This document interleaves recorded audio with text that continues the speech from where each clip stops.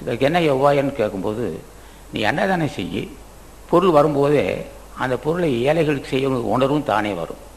பொருள் நாங்கள் கொடுக்குறோம், கொடுக்கக்கூடிய பொருளை நீ கொடுக்கக்கூட நீ இருகப்பற்றி கொண்டால் அதுக்கு எங்கள் மேலே குற்றம் இல்லை.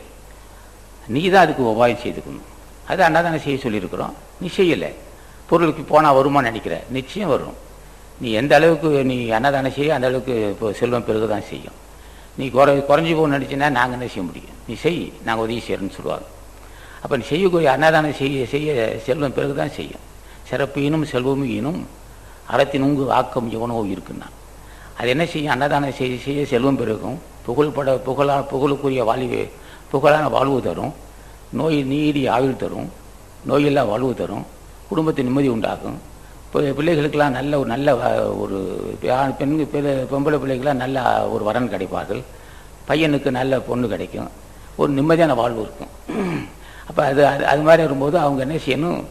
ஆசானை கேட்கணும். பொருள் கொடுக்கும்போதே அந்த பொருளை ஏழை எளிய மக்கள் வகுத்து செய்யக்கூடிய அறிவும் தர வரும் என்று ஆசான் ராமலிங்க சாமியில் கேட்டால் தான் அருள் செய்வார். அப்போ எதை கேட்குமோ அதான் அருள் செய்வார். அடியே நீ ஜென்மத்தை கிடைத்தட்ட வேண்டும், அதுக்குரிய அறிவும் பருவக்கம்னு கேட்கணும். ஏழை எளிய மக்களுக்கு பசியாற்றக்கூடிய அறிவு தர வேண்டும், அதுக்குரிய வாய்ப்பு தரவுன்னு கேட்கணும். இப்படி கேட்டு தான் பெறணும். அப்போ கேட்கும்போது அது எந்த அளவுக்கு அன்னதானம் செய்யணுமோ அந்த அளவுக்கு இறையருள் வந்துக்கிட்டே இருக்கும். அன்னதானத்துக்கு சுருங்க எல்லாமே சுருங்கி போயிடும். அது ராசன் ராமலிங்க சாமி தான் சொல்கிறார். எந்த அளவுக்கு விரிவாக அன்னதானம் செய்யணுமோ அந்த அளவுக்கு செல்வம் பெருகும்.